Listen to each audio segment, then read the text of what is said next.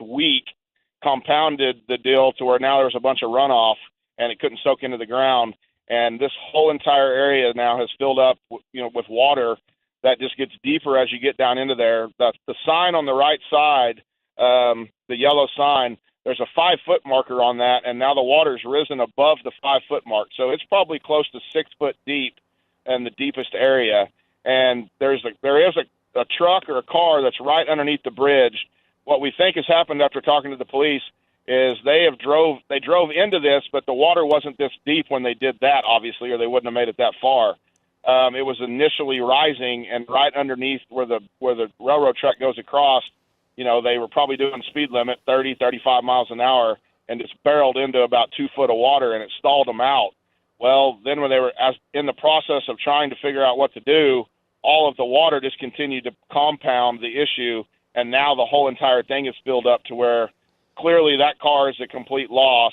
And then there's another one that's just up and off to the left a little bit. You can barely see, I'll zoom in to show you the top of this one car. You can just barely see it. It just looks like something floating there. But and then over on the left, it looks, well, you can't see it now because the lights have went out. But right about where that red light's shining, there's a car with some we think either the cab lights or the tail lights of another vehicle. So bad situation down here and more. Luckily, it is improving, though. The rain has stopped, so that is a good thing.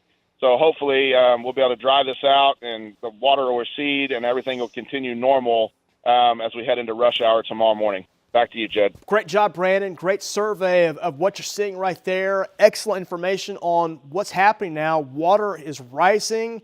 Still water is coming into this lowered area, so it's not receding quite yet. Hopefully that'll happen, like Brandon said, over the next 2 to 3 hours. There's a flash flood warning in effect until 4:30 this morning on the south sides of the metro, including South Oklahoma City, south of I-40, down into the more and far north Norman area, where we've had some areas that have picked up 3, 4, almost 5 inches of rainfall within about a 2-hour period.